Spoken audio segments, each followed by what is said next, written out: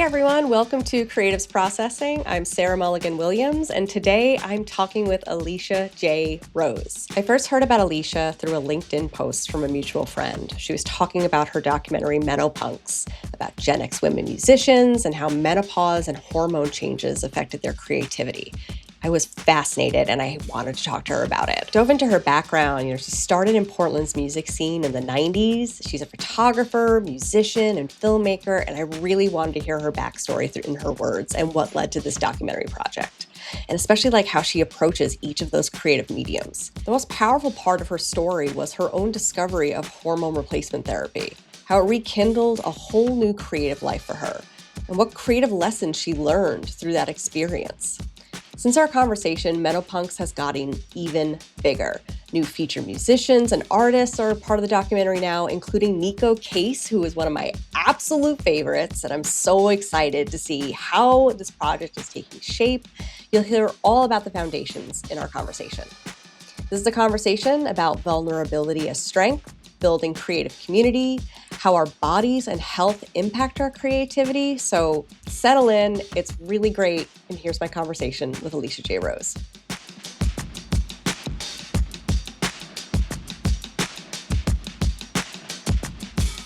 I am a creator, filmmaker, photographer, musician, cat lover, Dahlia fanatic to start. Just to start. There's more. I'm just not thinking about it. There's lots of other identities that I inhabit. Yeah. How did you get started in music? I have a very musical family, and I attempted to play different instruments when I was a kid. Like, I tried to play guitar, I tried to play bass, I tried to sing, tried to play piano. Nothing really stuck. But then when I moved to San Francisco, left home, left LA, left Calabasas High School, which is now famous because the Kardashians went there. I Oh. went to high school with I went to high school with Rick Schroeder. So just so you know, but I was not a rich kid at all. We were like the itinerant Natasha Lyonne in the slums of Beverly Hills family that was like moving from condo to stay in the Yeah. same school district. Anywho, so I kind of, was around music all the time. And then when I moved to San Francisco in 1988 for college, within a couple of years, I was DJing at KUSF, and I was also working at a cafe called Brainwash. And lo and behold, an accordionist came in and played with his combo, and I was like, ooh, accordion. I picked up the accordion that day and that night and started playing. I was like, this is so beautiful. So that year, I think in around December, I asked my parents to pay for an accordion for Hanumas, Chrismica, and they did. So I was able to get like my first $300 accordion, and I started playing it. And then because I was into weird noise music and all kinds of things, being a DJ and a volunteer at KUSF, I wanted to run it through distortion immediately. So I got it Yeah. amplified, and then I started running through distortion. And then my life just went crazy immediately after that. Not because of the accordion, just other things, but because I was a DJ at KUSF, which is San Francisco, not too far from where you are now. People kind of knew who I was, and I was, even at that early age, really, snarky in a fun way and very opinionated about music. I grew up in a musical family with the father who was complicated, but definitely we always had music playing, and I was always learning about new music. And I worked at a record store when I was 16, and it was just that kind of world. So I started playing the accordion, and shortly thereafter, I was recruited from that cafe to book a nightclub in 1991 called the Chameleon. And I was not even 21 when this happened. Wow. And the woman, Karen, who was also a total speed freak and a nutbag, but she had her merits in her own way. She was a woman. It's a big thing, especially back then. She came to the cafe and knew me, and or knew of me through a mutual friend, and wanted me to book her club. And I was like, yes, I'm totally into that. I had been booking the cafe that I was working at, Brainwash, for a while because I was a DJ. They're like, take this job. But I said yes to this. I said, you have to wait until I'm 21. And she did. And so a few months later, I turned 21 in January of 1991. And I started booking the Chameleon. So I say that it's part of the beginning because I was then learning the accordion from this, I can't remember his name, but this cute little accordion teacher. And I brought it to the club with me. And at some point, one of the bands that played, I can't remember the name of Lee Joseph's band, but this guy, Lee Joseph, who's in the whole garage scene, he's like, tell me about you. What do you do? And I was like, oh, I play accordion. I'm learning the accordion. He's like, really? And this is downstairs, probably what I was paying him. And I started playing it. And he's like, well, if you ever want to do a single or something. And I'm like, really? And so, I mean, then the next thing I know, I did something for somebody and they offered me free studio time. And I was like, I'll record a couple songs. And then he put them out. And then that was the first thing I ever put out in 1991, or I think it was 1992 at this point. And then that led to, a million other things after that point. So that's how I began. Long story short. Yeah, and you were playing all through the 90s. When Yep. did that shift from music to filmmaking start? Well, so all throughout that time, I was also doing photography. And that's important to bring up because to me, that's the direct correlation to what brought me into filmmaking. And also, even before that, in high school, I did this weird little Magnety program. I wasn't at Calabasas High School. They didn't have any kind of film or video program, but I was really interested. So I did like a half day program for my junior and senior year at El Camino High School down the street in Canoga Park. And they had this really cool closed circuit film and television kind of production program. So I was actually, from what I remember, and I could be wrong, but they told me I was like the first girl to ever do live directing there, like Huh. chat, like pull from different sources live on the air, like doing a studio show. And I created my first like short segments there. I learned how to edit on a beta, all these crazy things, and I loved it. I loved it. And when I went to school in San Francisco at SF State, not too far from where you are now, I was a double major. Like I was basically, BCA, which is broadcast and electronic communication arts, was half of it, and photography was the other half. So I basically learned those things when I was a kid in college as a basis, but then music kind of came in and took my brain as a booker and then the business. And I always maintained myself as a photographer. I've done tons of photography, I'm sure that you've seen over the years. Yeah. But filmmaking and all of that I learned really early on, really, I had to let it go because I really wanted to. I grew up in LA. I acted when I was a kid. Like, there was always something I wanted to do, always something I felt like was natural to me. But I also felt like I would have been destroyed with how sensitive I am. I 100% have ADHD, though I didn't know it. I'm self-diagnosed.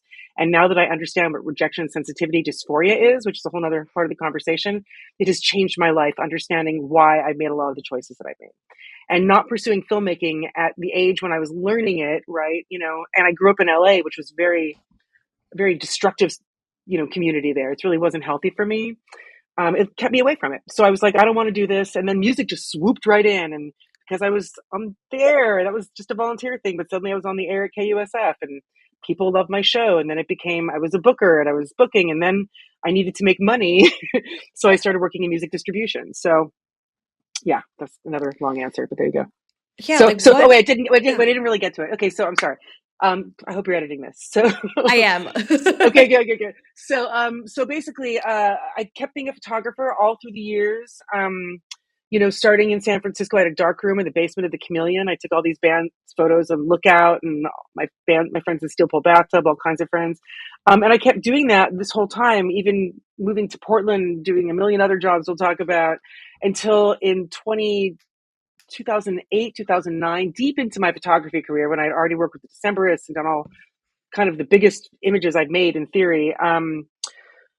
Basically, the gear got democratized is the best way I can describe it. It became accessible to get my hands on something like the 7D, which was the first digital camera I was able to use. Actually, there was one before that was like a Sony that my friend Aubrey Bernier Clark helped me.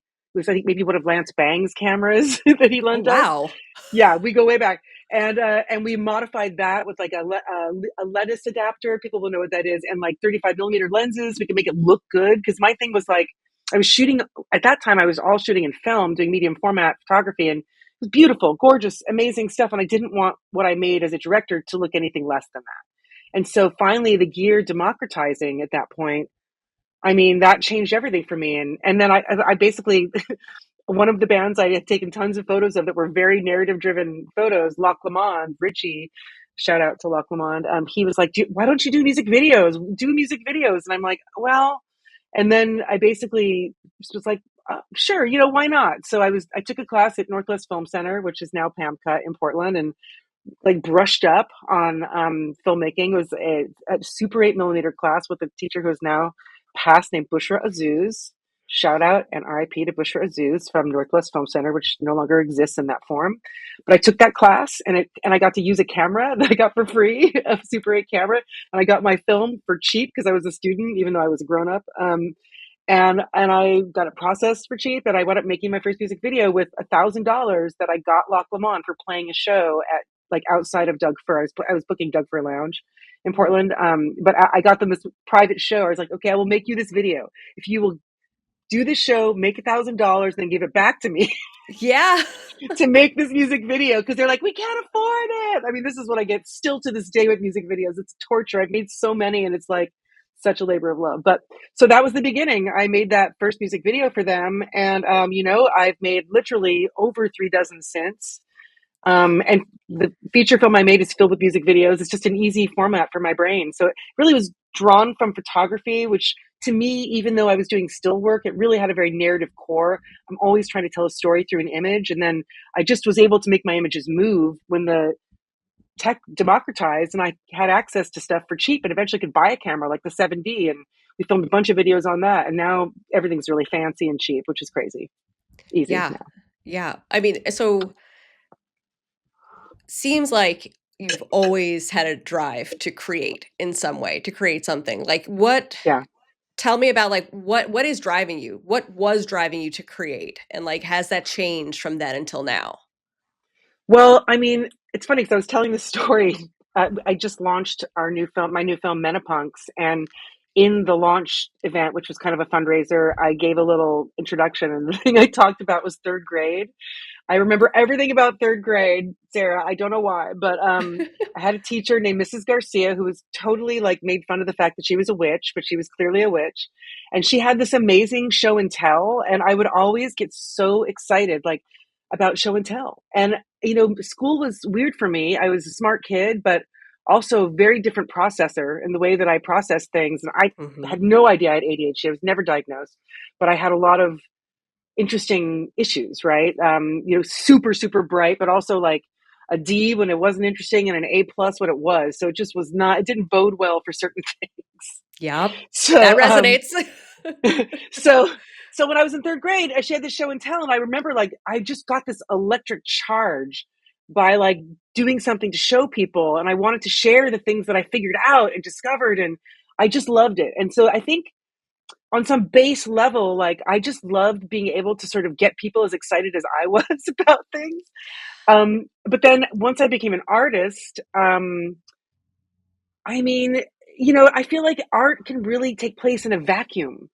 And when it takes place in a vacuum, it's not nearly as fun. And I think once I got over myself and the sort of terror about sharing, and I realized that maybe people would be interested by it, then I was like, well, I mean, I'm interested. And when my friends were like, telling me they were interested, it just kind of steamrolled. Like it still steamrolls. You know what I mean? I think it's a little thing. And then somebody says, well, that's a thing. And I was like, that's a thing. And then it's a thing. And then it's a thing. And then it's a thing. And here we are. Yeah. Yeah, and I think, mentioning that really resonates because I think a lot about like those formative years, especially in elementary school when you're starting to like understand who you are as a person and, excited to share your passions and hopefully find Yeah. like kindred spirits with that. But you had mentioned before, rejection sensitive dysphoria, is Yeah. that I'm sure that was a major challenge when like you would like put your whole self out there like here's this thing that I'm Oh. so excited about. Everybody like I want you to be as excited about it as me because I'm basically like I'm tied to this. This is a reflection of who I Mm-hmm. am and then when people Mm-hmm. um aren't as receptive to that, can you talk a little bit about like those feelings? For sure. Well, okay, first I'll say that I've done some research on this. This will definitely be another movie that I make. That Yeah. if I'm successful in building the Menopunks empire that's in my brain, it will allow me to make lots of other films, right? And one of the films I want to make is about ADHD and women and creativity, right? Because I feel like so many women are undiagnosed and we mask in this really different way. And I read this article or this study about how ADHD, especially in women, manifests in 3 different ways. One way is sort of being avoidant and checking out. One way is being a people pleaser. And another way is being a perfectionist. And so I Yep. know. We do All it all three. at different, right, at all different times. But really, like, I've been in all phases throughout my life. I think we all have. I think it's a continuum, and that we find a way to mask and kind of cope in a million different ways. But eventually, for me, what I realized that I was capable of was the perfectionist slash people pleasing thing. But by really working 150% on everything that I did, and which luckily for me, like, the hyper focus came really naturally, right? Hmm. So by being able to make things that I sort of in my brain could be bulletproof, I was able to avoid rejection, right? That's sort of how I Yep. did it. But it took me a long time to figure that out. Let me tell you, a lot of heartbreak along the way, so much heartbreak. Like, I was terrified of, like, reviews at work, or even talking to a teacher who had negative feedback in school, or like, I would put myself through hell, days of hell, anticipating if somebody wanted to have a review or a conversation, or relationships were more difficult, personal and professional, because, like, the idea of being rejected and not knowing why was the hardest thing I could fathom. I just wanted to understand it because I have a Yeah. puzzle brain, like, okay, well, can I improve? Can I get better? How do I learn? That's really hard with emotional stuff, and I came Yeah. from a really, and unfortunately, like, trauma affected childhood that, wound up okay, but really went for a deep veer that, like, I had to pull myself up at a very young age and figure out who I was so I could sort of keep my family together. Sad but true. And, that sort of led me, I mean, it left me very, very sensitive, I think, and but also really strong. And so I'm grateful that, Yeah. like, somehow Mrs. Garcia mixed with, like, hyper focus and my, my weird imagination. I mean, I'm a Capricorn Aquarius sandwich, right? I love astrology. Sorry, everybody, or you're welcome, whatever, however you feel. And I consider that, if you look at it simply, whether you believe in it, I'm feet on the ground, head in the clouds. So for me, I've had the gift of being able to imagine whatever I've thought of. And I think it really crystallized when I was in San Francisco, not even DJing at KUSF, but as a volunteer. I think about this all the time, and it really clicked in my head. I was like, I saw the promotions director at KUSF who was, like, getting into all the shows for free, getting all the records for free, being flown to places like New York for CMJ, like, meeting artists, interviewing. I was like, I want that job. And Yeah. so I thought, like, okay, how do I get that? And so, like, I imagined what I could do, and then eventually I got that job, and I was promotions director at KUSF, and then that led to me booking clubs. And so it was like, so I think, like, that Aquarius side of me, or the sort of, ethereal thinker, is aided by my sort of corporeal power, where I have the Yeah. ability, the skill collecting that I've done over the years, especially, to sort of refine my skill set, or be open to learning multiple skills so I could express myself in different ways. So was that the original question? What was Yeah, no, like, we're talking about, like, what drives you to yeah, create, and but also, that how, like, putting yourself out there, you clearly you're driven to create, but, like, once you put yourself out there, being faced with rejection and criticism can yeah, be so detrimental to very, to sensitive people. And, like, that's not a yeah. question of, like, if you're strong or not, or weak or not. Like, clearly, coming through all of this has given you such strength, but that is something that we have to unlearn, that rejection, which is Oh so yeah. challenging. It's just, like, Well, inherent and within us. it is, and what you said, like, that's something I learned actually last year, making a video for the softies, which, shout out to Rose and Jen, who I love so much. And Jen is actually in Menopunks, and she is an absolute muse. She's such a boss and incredible human being, as is Rose. So most Rose Melberg. So I had Bell's palsy last year, which was very dysphoric upon dysphoric. You know what I mean? Like, you lose the function of half of your face. Yeah. And so and I started really learning about rejection sensitivity dysphoria because I had a lot of time not seeing my friends. I didn't want to go out, leave the house. It was so weird. And I really learned about it last year, like, really learned about it. And because I got so upset, like, to myself, like, at a late stage of doing this video for the softies. It's a beautiful video, but, like, it was a whole roller coaster of things that happened, that were complicated leading up to it, including, like, changing the location, changing the concept at the last minute, finding a new location. Like, I was kind of, God bless them, but, kind of put me through the ringer. They know it. What we Yeah. came out with was beautiful. I did their all kinds of stuff for them. But it was hard. And I think because I also had Bell's palsy at the time, it was double hard. And I just, like, at one point really lost it because I had asked about, and this is really, like, there's a good result. So Rose and Jen, if you're listening, I'm not complaining. It's fine. And even if I am, whatever.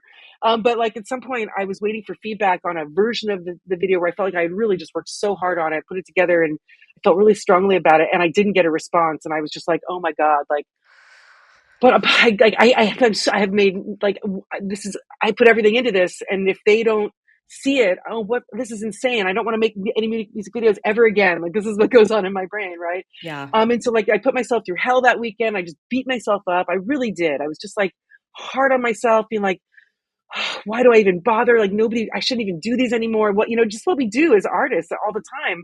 And then by the end of the weekend, I like went, I don't really look at my email that much on the weekend unless I try. I went back and like looked at my spams on Monday, and there it was. The email they sent on Friday evening, 2 hours after I had asked them for feedback, completely like affirming where I was at, saying, yes, this is great. Like, even if they didn't say that, it was like, it was me doing that to myself. It was not Yeah. them. And I think understanding like that made me think, why do people, I started Googling, like, what is this? And that led me to rejection sensitivity dysphoria. Once I understood that, then I got targeted constantly in social media. So now I really understand it. Yep. Yep. And it's like, I think creative people are the most sensitive out there. We are empathy. Like you cannot be a good artist unless you are a reflection of the society and the communities that are around you. That is what art is. Art is our interpretation of what's right in front of us, but through a filter that gives it a different perspective. So being Yes. that sensitive, whether it's dysphoria or a gift, I wouldn't want it any other way, because I'm able to be a steward for that kind of feeling and emotion, and to help artists manifest their own dreams, right? Through photography and video, to help cohese their own visions through my vision. Like that's interesting to me. Like that's super fun. And I couldn't do that if I wasn't truly empathetic, That was something that uh I had to lean into over time. I remember like early on in my career, what I saw as strength was, no vulnerabilities. That Oh my people God, pleasing and exactly. that perfectionist side of me. I was the first person in, I was the last person out. I Wow. refused to ever be the cause of, because my background's in like weekly magazine publishing. So I was at like Oh Time Out yeah. New York for years. And Wow. I refused to be the person who stopped the machine from running. So Yeah. I made sure like my processes were flawless, so that when, editor was done, copy was done, boom, it was just like it was done, it was moving, it was out, just to make sure that like I Mm, was serving other people, and that, no matter what curveball you threw at me, I was able to meet it with just like a stone face, just like, got it. I'm tough. I got it. And then, you go to the bathroom and you cry. mm, You can't show that weakness. mm, And over time it became like, no, like the empathy, like I'm disguising my truest self here. I feel mm. so much, and being able to connect with people about how hard this is and how challenging it can be, like that is a strength. The vulnerability is a strength. It's not a weakness. Right, but like, haven't we been trained to try to think that it is? And how interesting and ironic that they're using that right now to try to pick on us. It's going to come back to fucking bite them. I'll tell you what, because Mhm. we are going to rise and we are going to show them how it's fucking done. It's just a matter of time. It's not if.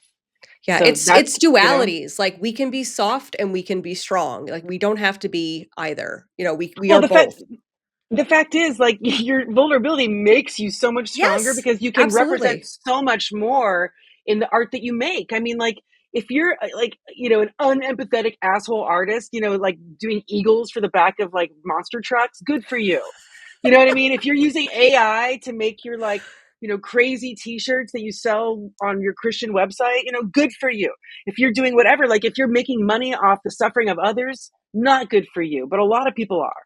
And Yeah, so, like it's really, I think greed breeds, that kind of siloed, disempathetic thinking, because if you let anybody in, you lose a little bit of your power and greed and money. And, whatever, man, I yeah, don't need a ton of money to survive at all. Like, I've been on the like living on the line artist my whole life. Like I've made a few good decisions that have left me with a house and, like some good things in my life. My mom was a realtor, so I do have a business side, which thank sure. God.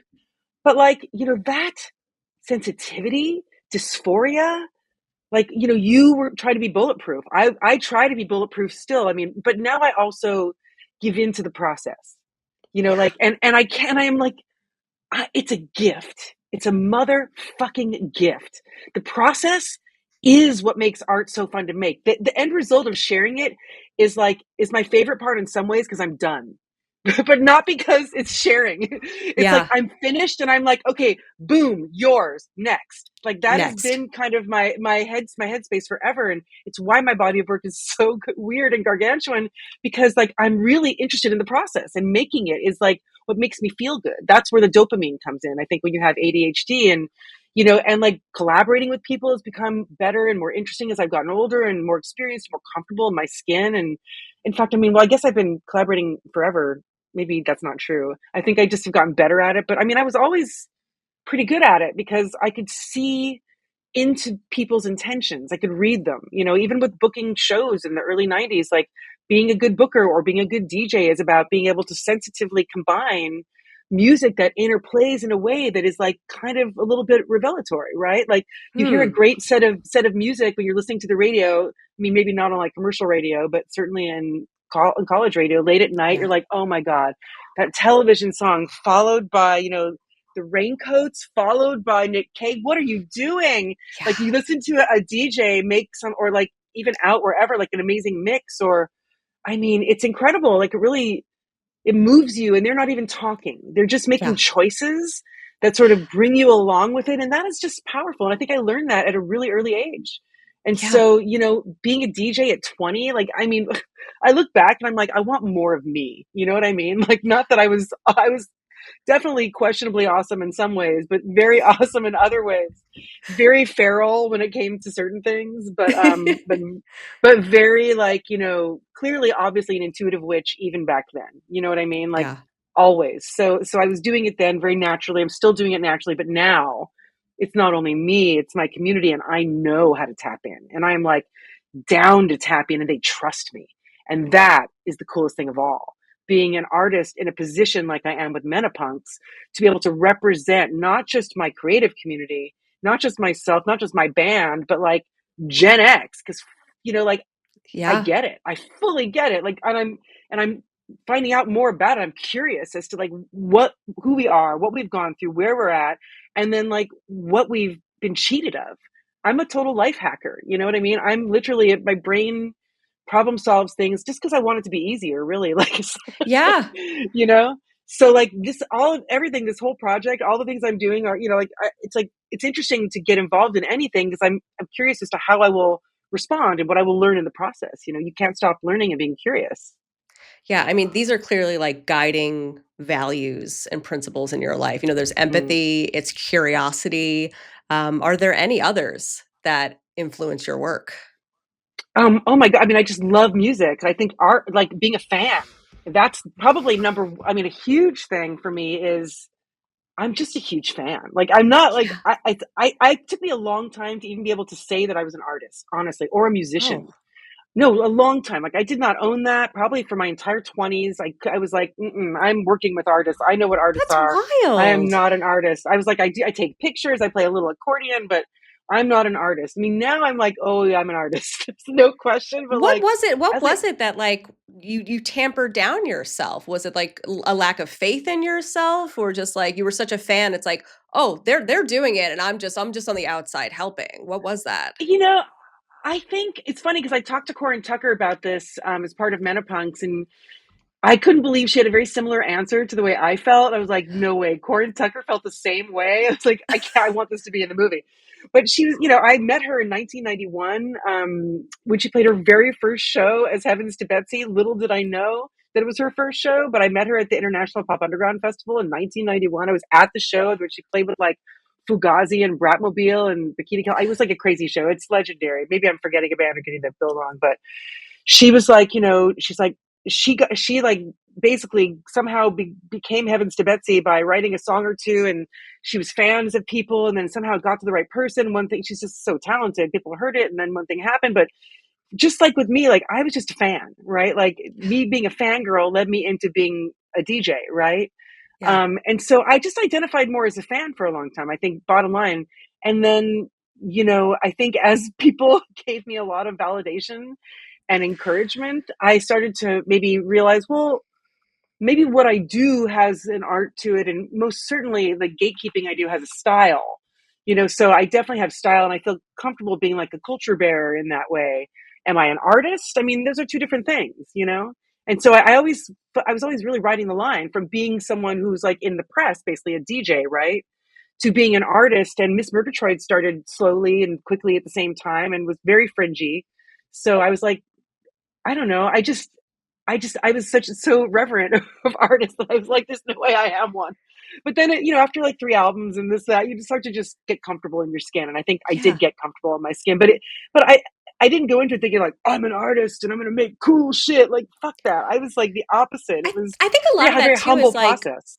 humble. Yes, you're Yeah. coming into it like with such respect for the process and for artists that when you start to do it for yourself, it's like, I mean, there are so many people out there that'll be like, just add titles upon titles upon titles, and I mean, Hmm. titles are bullshit to begin with, but like, that's a way of presenting themselves to the world. Like, I am all of these titles, and actually like embodying that, and but also having the respect for the process. I mean, it's kind of wild how like Hmm. imposter syndrome does that to us, where it's like you're doing the thing, you're not an Ugh. imposter, but because of rejection, because of reverence for the art, it's like I don't know how I fit into this category, especially when you're a polymath and Yeah. you do so many different things. It's like I mean, I've struggled with the idea of like calling myself an artist, because it's like, well, what art have I made? But then in thinking about it, like this is art right now. This is Like we're art.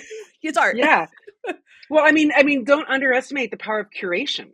I think there's a ton of artistry in curation, and to me, I think it's so funny because I know I do a lot of things, and it can be confusing to some people because I just try to introduce myself usually as one thing, or I like the sort of identity silos I have because people don't really get it. When they get it, they're like, okay, they have to really receive of reality Yeah. when they're like, but and then, oh, okay, that's just who you are. And I think that there are people like that in our world that do that. And there's more and more as we start to pick them apart. It's kind of incredible. But imposter syndrome, which you mentioned, is such an important thing to bring up because 100% I suffered from that. I would say, gosh, I mean, easily all throughout my 20s and certainly even into my 30s for sure.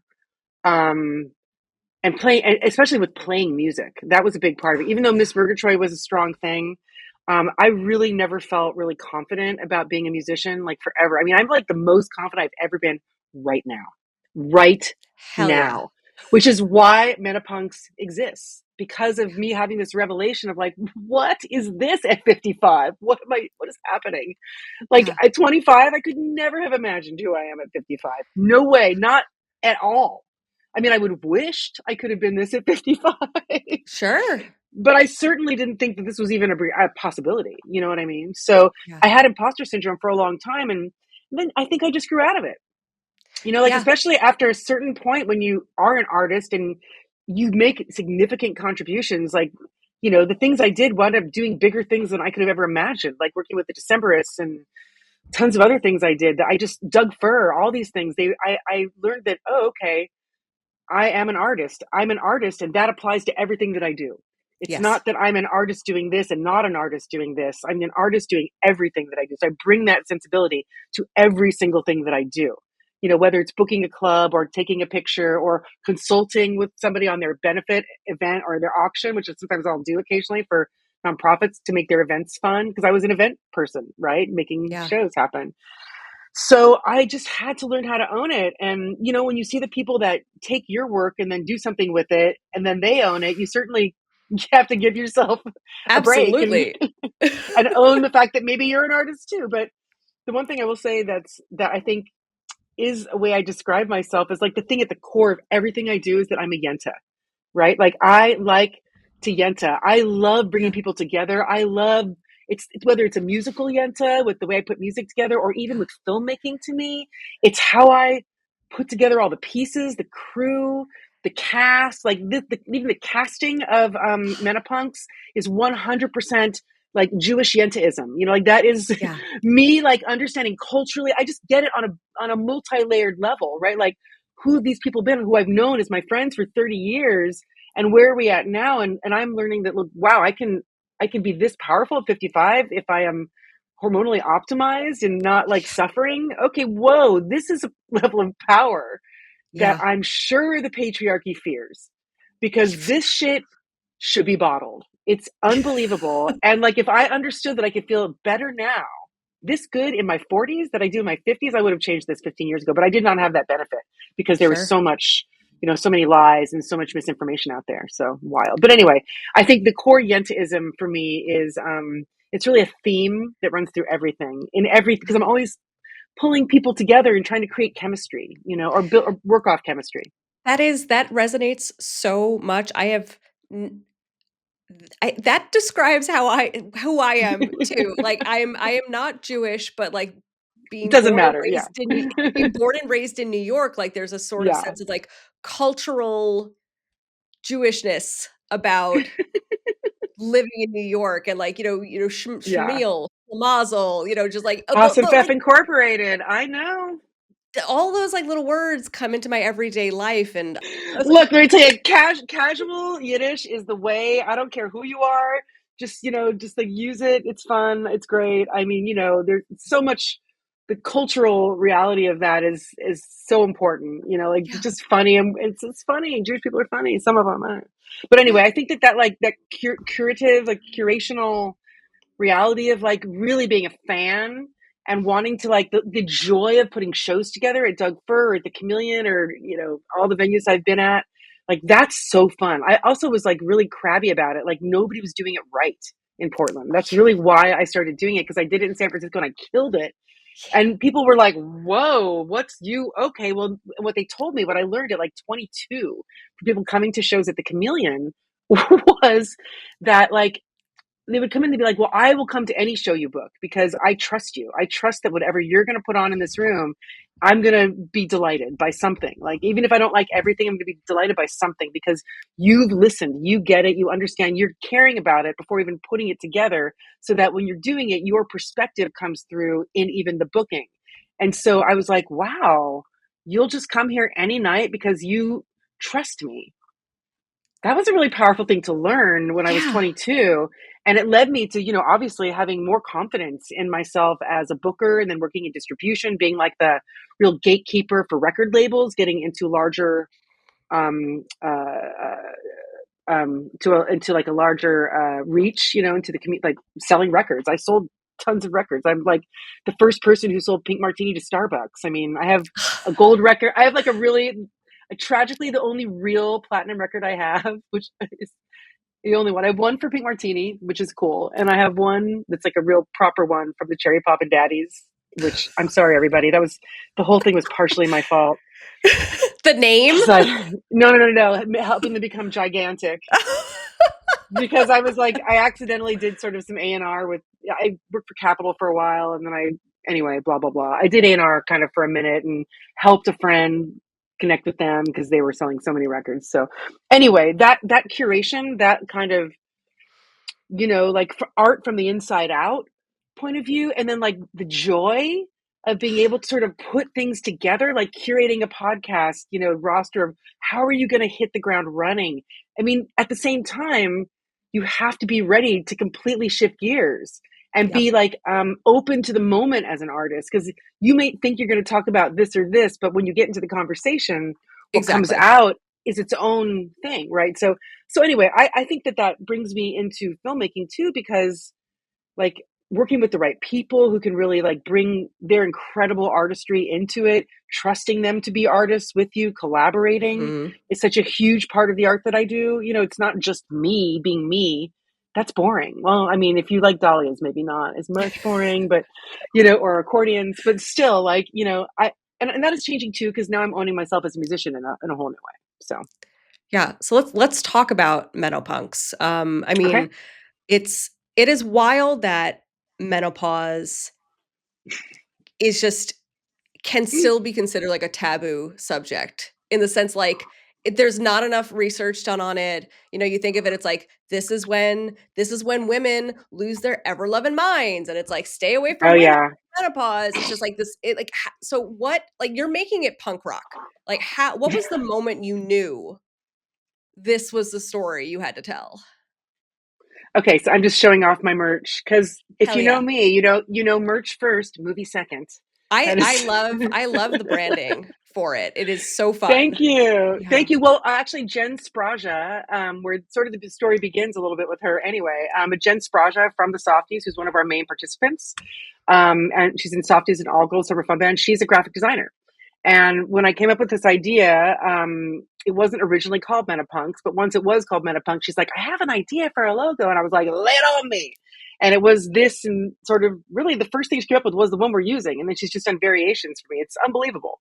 So Oh, she's just brilliant, is the bottom line. And because we've been thinking about this for a while, so I'll try to make it brief. But the election happened. Let's start there. which one?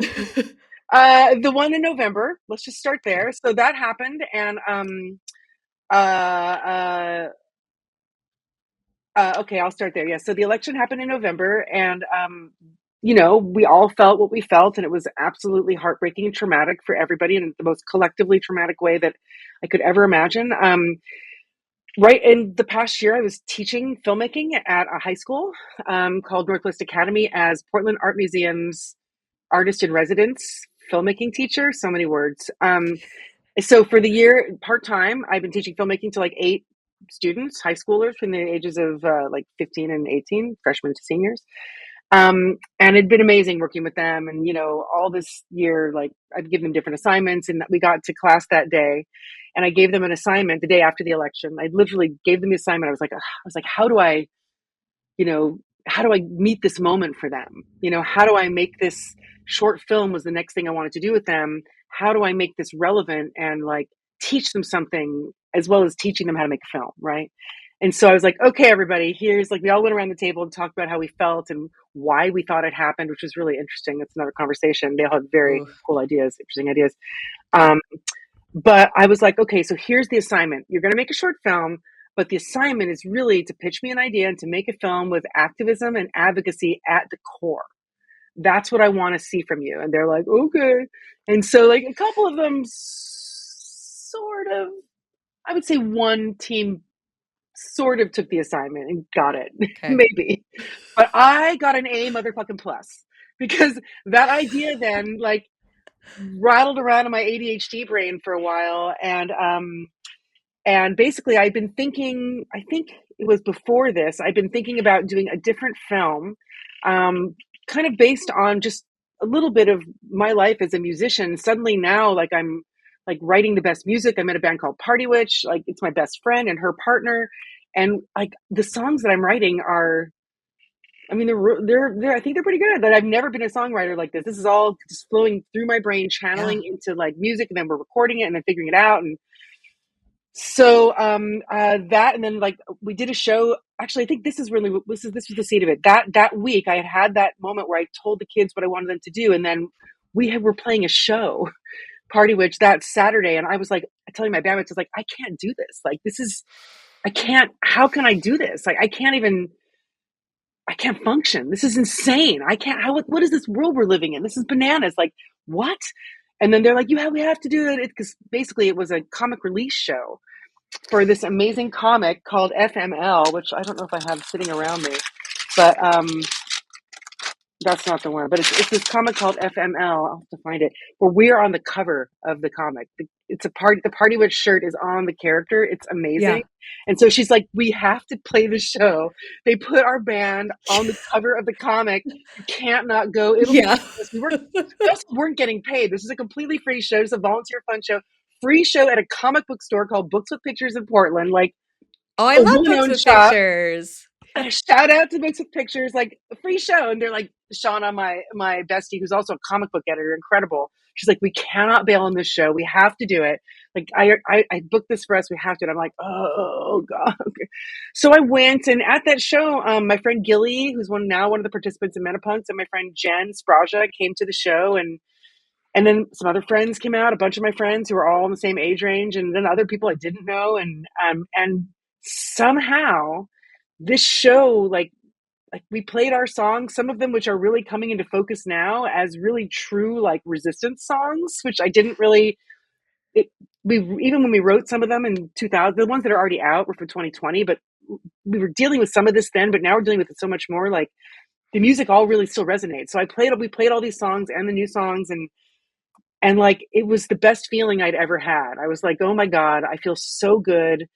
I can't believe what is happening. What is this world? And pre HRT, I was like, I can never be on stage again having a hot flash where I melt into a puddle and Yeah. I can literally like, that feeling is so powerful that I can't focus. It's Yeah. like worse on my ADHD. I cannot, be in a band, do these things, recording if I am pinging in 1,000 different ways with ADHD because I'm so unbalanced hormonally. It feels like the world is crushing and everything gets worse. You get more depressed. You get like you get headache. Like there's a million symptoms that are perimenopause. You don't even know how miserable you are. If I knew this when I was 40, it would have been a game changer. I went through 12, 13 years of like different levels of misery, and I was the lucky one compared to some of Yeah. my friends. I did great. I had a really late menopause situation. What if I could tap into the rage of Gen X about this by revealing the truth to the people that speak for our generation? If I can talk to Patti Smith or Nico Case or Margaret Cho, who Patty hasn't agreed, but Nico and Margaret have, and Bratmobile, and hopefully Kathleen Hanna, if I can bring this information to them and be like, what did you do? What was your menopause and perimenopause like? What did you lose? What did you learn? What did you gain? Did you happen to have one of the outlying doctors that actually knew what was up? Did they keep you optimized? And then what was it like for your friends around you? Did you tell them? Did you not? Like, what did we lose? Like, we lost a lot. Like, if you look at the political and cultural climate right now, my hunch has always been that it's connected. And I mean, I know it seems probably very I fringy to love think that that, thesis. Yeah. I really think it's connected based on somebody not wanting us to have this power.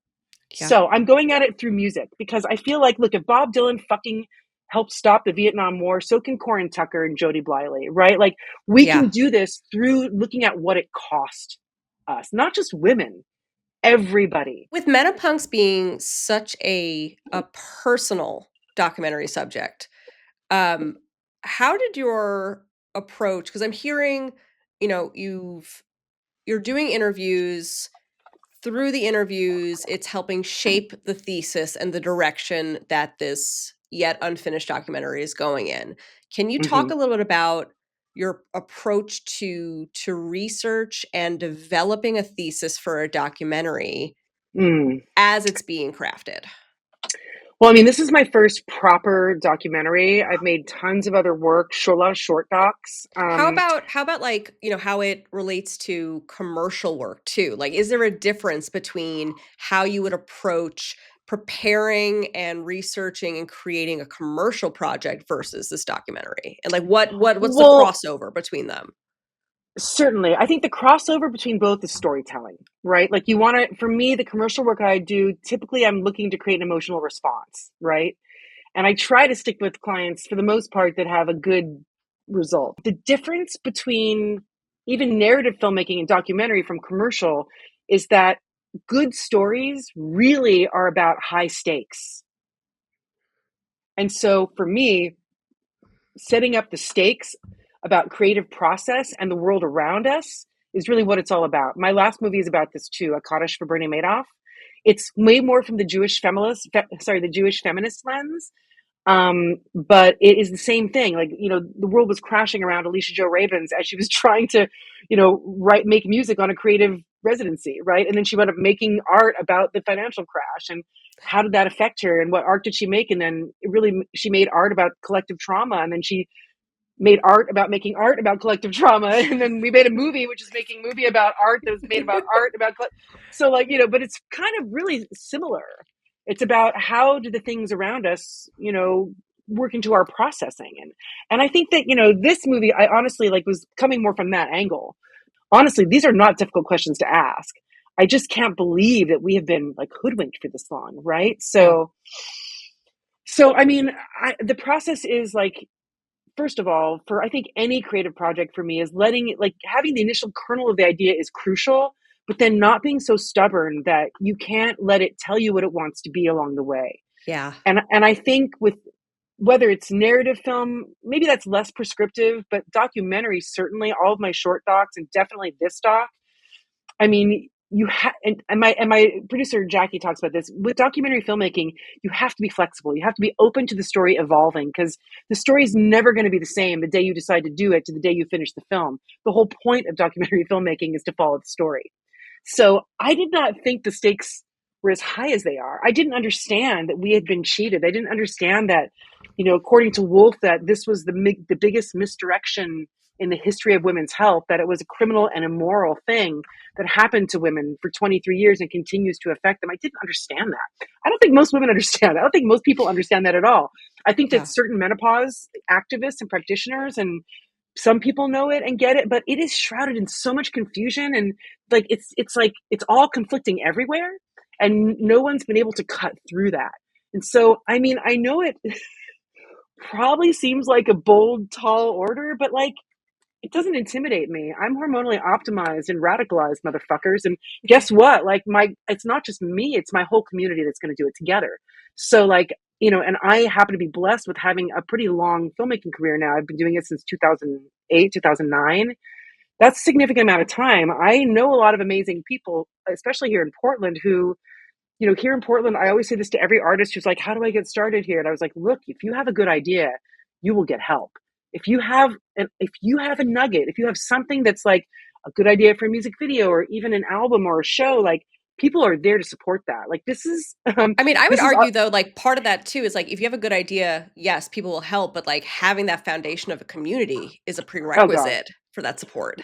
Well, that is something I built, right? Yeah. Because I have a ton of goodwill here after booking shows and running a distribution company and being in a band, and I make friends, and I just love a lot of people that love me. I mean, I'm part of this. I've chosen to make my life here as an artist, which as a filmmaker is a bold choice, because really, to be successful as a filmmaker, you're expected to go to New York or LA, and it still happens all the time with people here.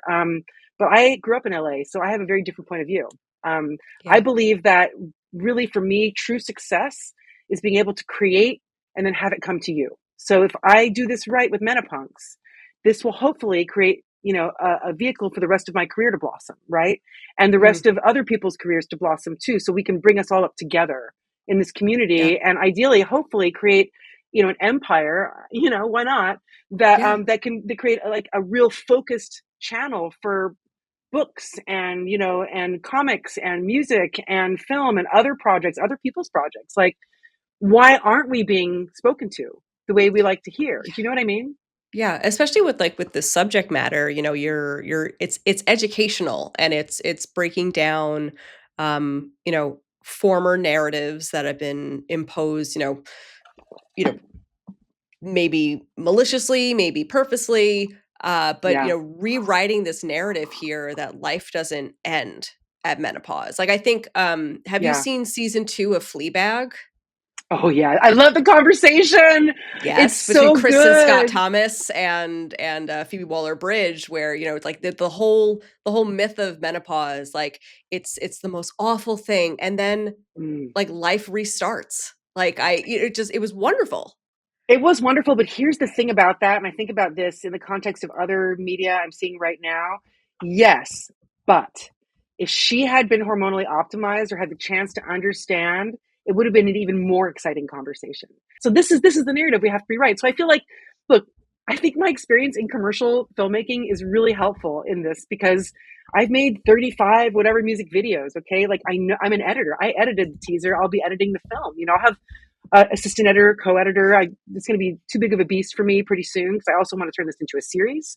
So, this is going to eventually, I'm going to delegate lots of things, Yeah, but at this, and I'm a good delegator. But I'm also very like, I have to get it into shape. I have to sculpt it before I let it go. Right. And there's yeah. people who are in that sculpting process with me. But it's going to keep evolving. And if I can do that commercially, right, how do I take that and like apply it within this very different kind of politically charged, in a way, sort of high stakes, explosive Yeah.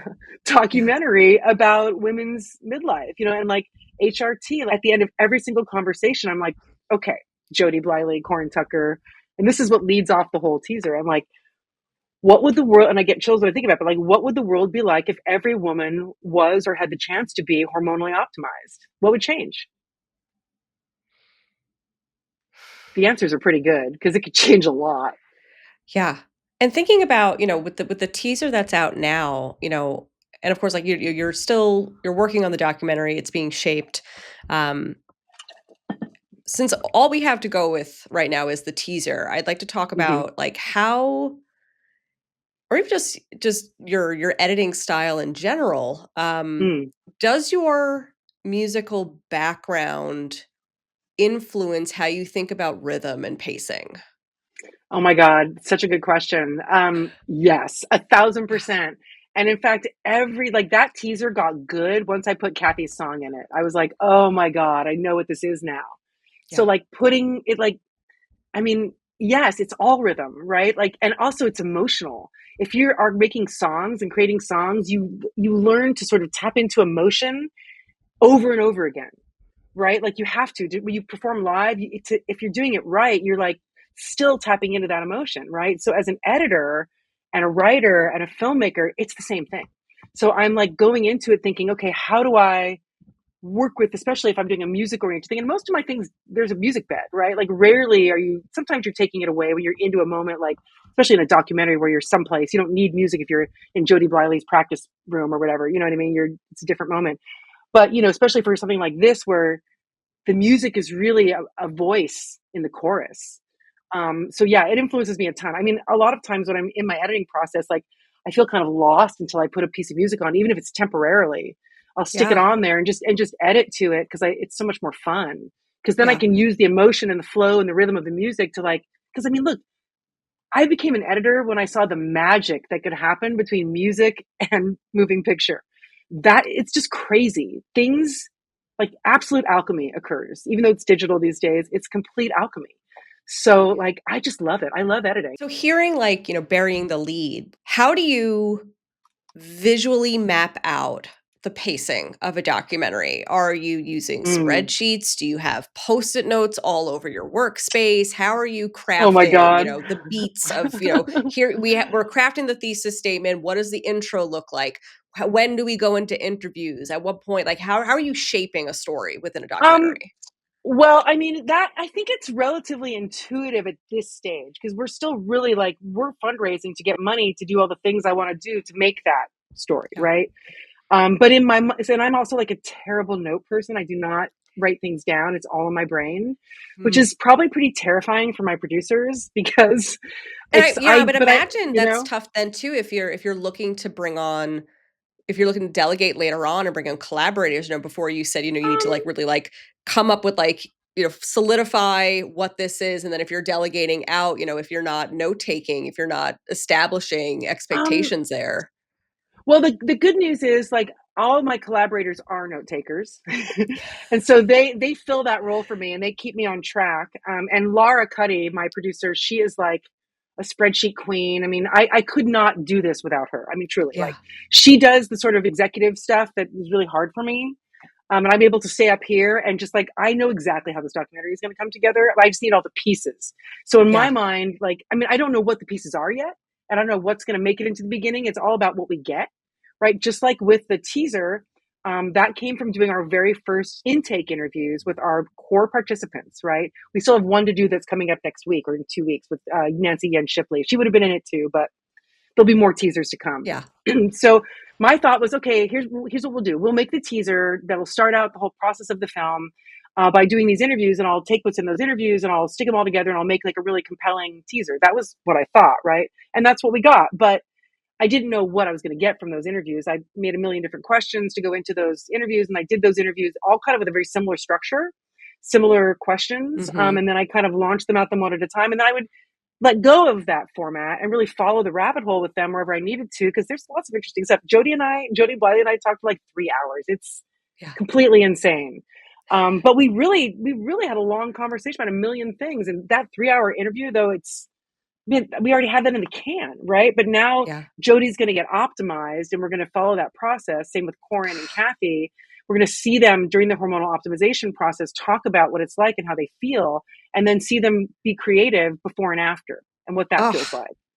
So that's exciting. So I know that's, so I write treatments. We have a deck. Like I've had to go through how this is shaped from that perspective already, right? So like, Explain a deck and no, not a deck. Explain treatments okay, for those who may not know what those are. so a treatment is like a one page kind of quick and dirty sort of synopsis and log line and kind of description of what your film is going to be, or your music video, or your short film, or your mini documentary, whatever you're making. It's something that you can give to someone that says, here's my idea, get on board with me, right? And it's like the thing that changes everything for me every time, basically, because Yeah. like I said, I'm a very ethereal thinker, but I'm also a pretty good writer. So when I finally put it into words, I think I communicate really effectively with my writing, and my voice is very clear. So I kind of, it takes me a minute, but as soon as I start, I eventually kind of hyper focus it into reality.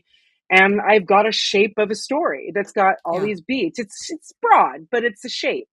Yeah. And so, even for this film, I did have a treatment initially. That's the one I gave to Jackie for lifers, right? But then that kind of turned into, we were going to do it again. We had this document that we all collaborated on that was going to turn into another treatment or a pitch deck. And so we worked on that for a while, just honing the language, trying to get it right, because this isn't now just this documentary about me and my friends. This is now like an expose with facts. And Yeah. like we're dealing with the medical establishment and things that we have to get right. I mean, it's like a And whole scene it now. adds like a layer of depth to it and I mean, it's serious subject matter to begin with, but, like, it's not just, like we're not just talking about it in conversation, like, there is research Mm-mm. to support this, and yeah. Well, and that I'm really lucky to have, both Jackie and Laura, because Jackie is a documentary producer. She works for Oregon Media Lab. This is not her first documentary; it's like her 10th. So she is really a great guide for me. I think being able to sort of get everything tied down, because that's the hardest thing, really, is like making sure everybody's got their releases, all of that, making sure we've got everything in shape so we can use everything that we've got. But I am really like, I'm the spelunker. I'm just like, I'm the kind of person that when I'm like, has somebody made this thing? I'm like, I do the Google. I'm like, oh, I'm going to buy it now. They made it. Like, I'm always thinking of Yeah, ways to make life easier, this or that. Like, has somebody thought about this? So in this yeah, movie, I'm like, okay, well, so these doctors and these researchers say this guy says there should be an independent investigation. My friend, one of my associate producer, Jody Carilla, she's like, hey, you got to talk to my friend who's a neurologist, Neva.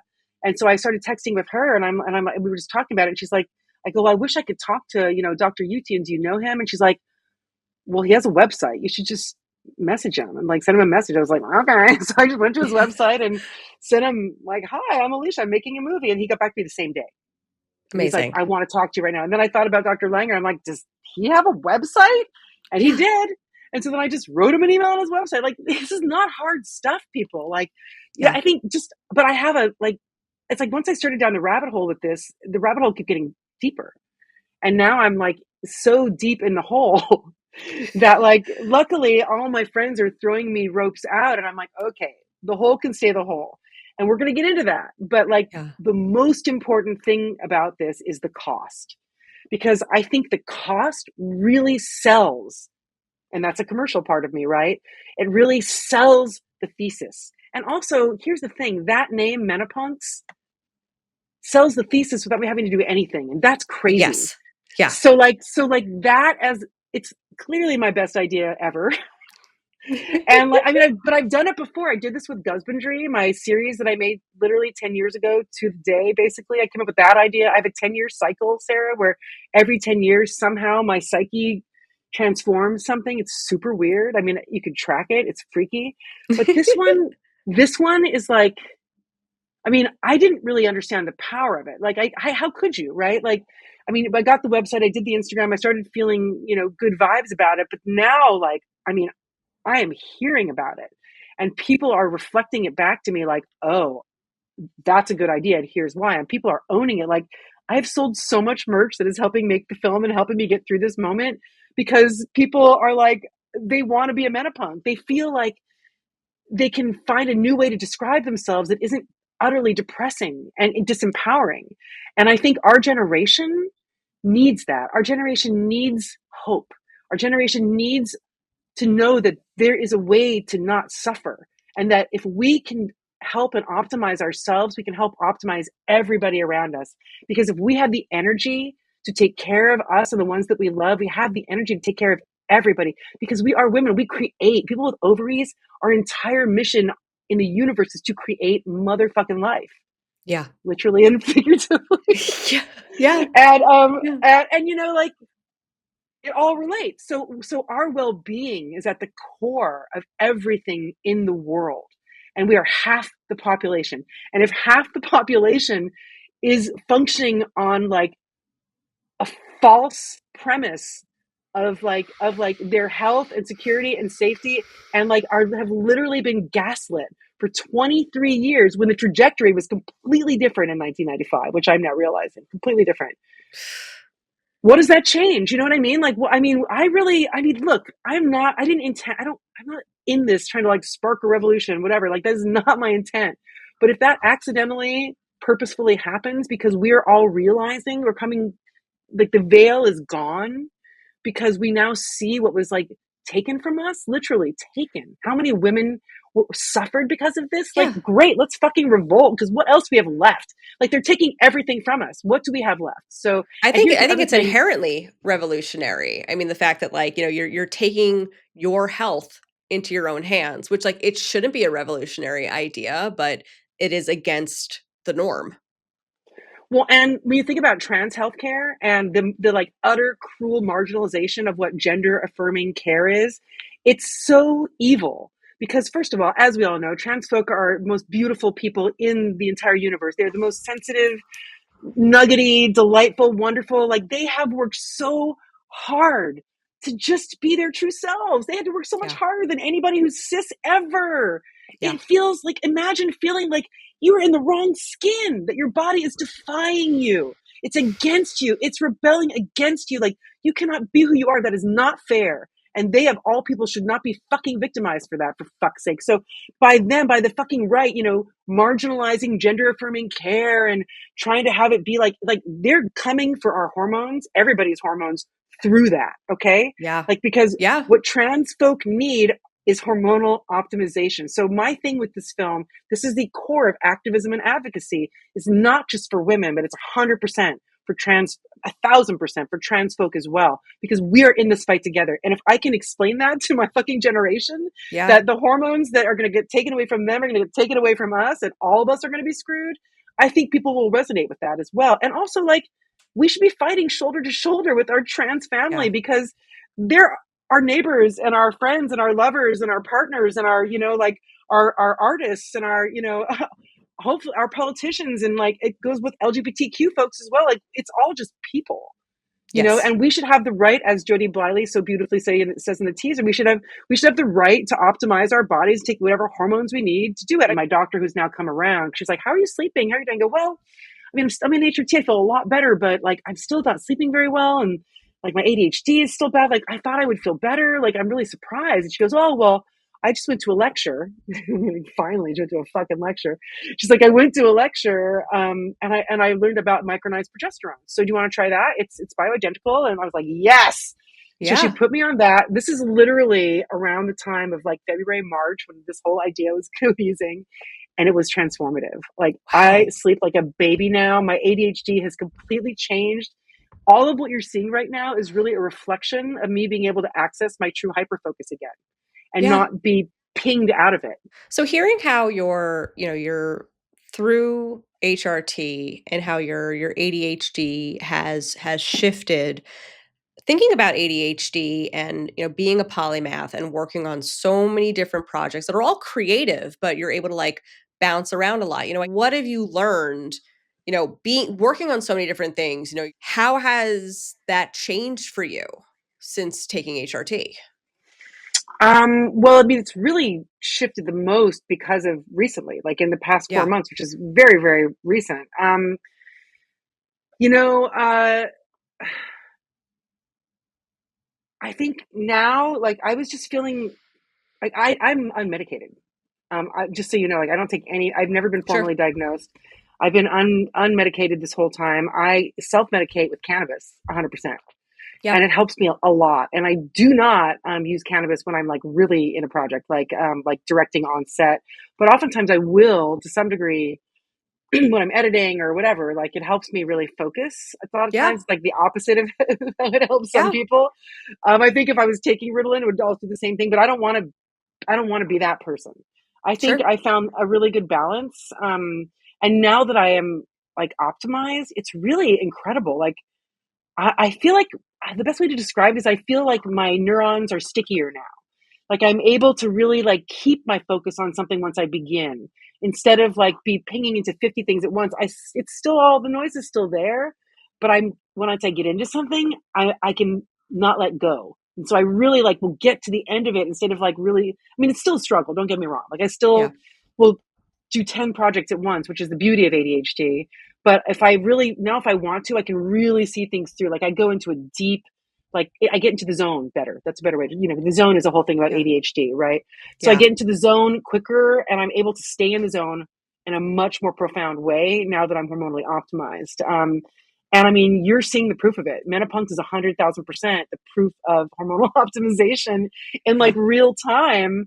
And so is the music. I mean, like Shauna, my bandmate, party with Shauna, my amazing best friend and bandmate, she was, we were been in this band for a long time, but like a year ago, maybe a year and a half ago, she started really hitting menopause and perimenopause hard, and she was miserable. And I was like, oh God, are we not gonna be able to have a band anymore? Like, Sure. and then she got on hormones. I was like, you gotta HR, you gotta. She's like, okay. So she did it, and she's still figuring out her balance, but like, it was a game changer. And we were like, oh yeah, we can do this now, no problem. And then you really think about Yeah. like feeling this good, and kind of being able to make this profound kind of stuff, or non-profound or whatever, even making music for fun. Like, if this is what we can do when we have hormonal balance, it kind of puts perspective as to why somebody wanted to sink it. Yeah. Like Yeah. that's interesting, isn't it, Sarah? It's Yeah. curious. It is curious. It is very curious, and I'm eager to find what you discover with that. Because to me, it's I mean, especially with, Yeah. like, art is one of the most beautiful forms of resistance. So when I think of oppression and when I think of, finding ways to control women, this Mm, is a way to do that. Going back to, balancing a lot of different creative projects. How do you create boundaries for yourself? Or do you find mm, that, because I think of, like, burnout, especially with this subject matter being so personal and mm, so fraught because you're seeing how it affects your loved ones, you're seeing how it affects, like, the how it trickles out. Like, it's not just women that are mm, being affected, HRT, you're going for trans folk, and then that'll lead to mm-hmm, taking away for mm-hmm, women, so it's touching so many lives. mm, So, like, working on something that is so, like, emotionally draining. mm-hmm, How do you prevent creative burnout while preserving your mm. mental health here? Or is that, like, impossible with the nature of the work that it's, you're doing? it's another really great question. I'm so happy to be on this podcast. When I first got your invitation, I was like, this is so my vibe. Like, I was like, you get it. Like, there's such an intrinsic connection between everything, right? Like your creative process and your mental health and your physical health. And well, I'll say this much. Like, this week has been one of the best and hardest weeks of my life, because the amount of psychic energy and energy towards this project that has suddenly erupted out of nowhere, like, really shot my nervous system completely. Like, it was Sure. it was rough. I have cried and like broken down a few times this week. I honestly, I've never had a project with this much energy, so I don't really have an answer in terms of Mm. telling you how to take care of myself, but I certainly would love a fucking massage right now. And I have a jacuzzi tub, and that really helps. Like, getting into the tub and like smoking a joint and just chilling the fuck out. I kind of stopped drinking, which was a big thing. Yeah. Not that I still drink occasionally, but I mean, I was in nightclubs and music for a long time, and like everybody gave me free drinks. So I still get free drinks forever, and like having a glass of rosé was part of my day to day, every single day for ever, until I got Bell's palsy, and my partner also, he had a stroke. It was last year was a nightmare, and we both decided to just like stop drinking just to try it. And now it doesn't rule my life. Now it's something that I occasionally do, but it's like I just don't even care about it anymore. It's super weird. Isn't that Um, wild? Like, every January, my partner and I, we do dry January, and then by the end of it, it's like maybe we continue it another month because it makes us Yeah. mad. Like, man, I feel so much better when I'm not drinking. So now, it's like there's balance. Like it's a Friday and a Saturday thing. We're really big into Right. cocktails and like making cocktails. I mean, I was about to say for each other, but it's always what are you making me? I'm never making the cocktails. But it's like Oh, it's I in love this so moderation in that way. much. So it's like finding how have you Yeah. found healthy ways, well, I mean, and healthy is such like a loaded word, but like how do you find maybe like non-substance ways Mm-hmm. to set boundaries for yourself and to like denote like I am no longer working and now I'm like relaxing to feel like that balance.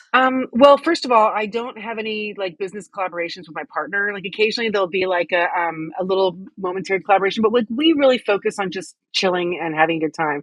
I am like a total TV movie nerd. I love to watch and like unwind. I love it. I'm such a lover of stories. So yeah, I'm Mhm. making them, but like I'm like a this is something we should talk about. Like, I'm a total learner by osmosis, and I think a lot of ADHD people are. Like if you immerse me in something like the PDX Menopause Collective, like it rushes through me like I'm Data from Star Trek, right? And I'm just plugging into a data source. Yep. I'm like an immersive learner, right? So like I learn from watching and from listening and from playing and from doing, right? And so I think like being able to really unplug, watch TV, like chill out, go to movies, have dinner, play games, personally connect with my people is huge. I'm a verbal processor. My partner is actually not as much of a verbal processor, which can be complicated, but I have another partner who's my gay life partner, Lake. He's my husband. And so, Lake, there's an understanding. Like we don't have an intimate relationship, but we have a very mental relationship, and we are both ethereal thinkers that bring things into reality. So we really like I'm able to do a lot of processing with him, and I don't do as much processing with John. I do more day-to-day life in some, but like it's all about living in life. We share a life, it's Yeah. I don't have to process everything with him, but I have that outlet.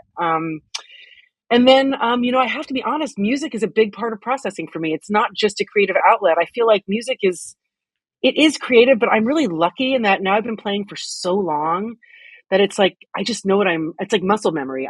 We create completely on the fly. We practice to like blow steam off. It's not like, Yeah. I'm not like going to write a song to be Bob Dylan. That's like not who I am at all. We go in. It's like religion basically. I'm going to church to commune with God. Like Yeah. that is like a really obnoxious, douchey way to say it, but like it feels like that. Like for me, It's a personal ritual. I mean, in order to make the music that we make, what I have to do, I have to disassociate in a way from my hyperactive brain, right? Because I learned how to do this when I started learning how to play the drum. I don't play the drums really. Let me just be clear. I might be a polymath in some ways, but I suck at lots of things. And drums are definitely, but I learned ish to play the drums like when I turned 40. Shauna, who is an amazing drummer, learned how to play guitar. We just did like a fun, dumb project called White Widow that we never even played out with. It was our favorite strain of weed. Anyway, but so we would just get really stoned, and I learned how to play the drums, and she learned to play the guitar. And by learning how to play the drums, this is weird, but like it made me a better musician in multiple ways that I took to other things. Like in order to play the drums, I had to learn how to disconnect from like my rat maze brain, like the constant rodent brain thing where you're just Oh yeah. running, running, running. Like, what do they call it? Racing brain, or there's another name Yeah. for it. But I had to disconnect because I was so excuse me. I was so neurally overwhelmed by the physical like separation and mental separation it took to use every limb of my body. And then I decided I wanted to push it, double down by learning how to sing and drum at the same time. And then it was like really hard, so hard. It's so, I mean, I was in a band in college and I played synthesizer, bass guitar, clarinet, and I Yeah, yes. sometimes sang, but this was the thing.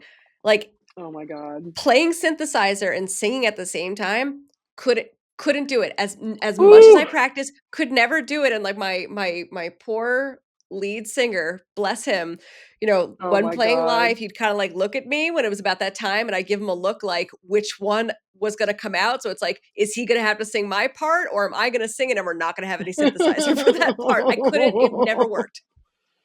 So I get that 1,000%. It's so even so. This is kind of a turning point. So before, um, I was in Party Witch. I mean, even when I was in Miss Murgatroyd, all of that, like I was always very not confident about my voice, like always, Mm, and my playing to some degree too. Like, I mean, I played. I was very natural musician. I just kind of knew what I was doing, and had a real because I think my empathy was so powerful that I was able to just kick into the emotional elements of music and put it together just intuitively, which was, I mean, what a gift. I didn't even know I had it. I thought it was just a terrible musician, but it turned out that I was actually just listening to music and making it at the same time, right? yeah. But playing drums really unlocked something with me. It was wild, like vocally. So the way I sing in Party Witch is new.